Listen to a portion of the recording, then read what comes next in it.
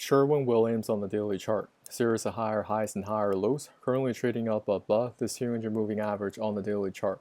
Last couple of weeks we had a pretty steep pullback. We did pull back into that 200 moving average on the daily chart.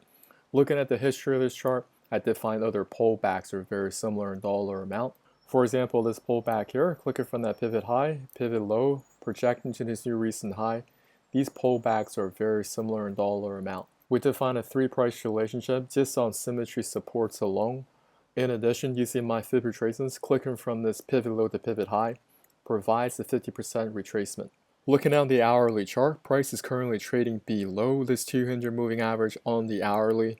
This is for those y'all that are more adventurous. Taking a quick look on the hourly chart, we do have a trigger to go long where the 8 moving average crosses against the 34 back to the upside. When market opens, not financial advice, if this chart is still demonstrating strength back to the upside, then consider positioning long or adding to more of your position, but you still need to set your stop loss below this pivot low. Taking a quick look at fundamentals, 2021, 19.9 billion, 2022, over 22 billion, 2023, over 23 billion. We do have that steady increasing top line revenue, and the net income is also very steady. There's just a lot of money to be made in paint. People are decorating their new homes, doing remodeling. This company doesn't get highlighted in the news because it's too boring for most because it's not in tech. But if you're looking for a solid dividend paying stock, this may be a great fit for you. Of course, none of this financial advice. Hi everyone, John here.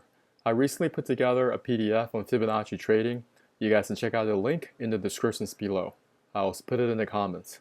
Have you subscribed to our YouTube channel? We go over setups and cryptocurrencies as well as US equities to help you grow your account. Subscribe now and hit that notification button. We look to hearing from you in the comments area.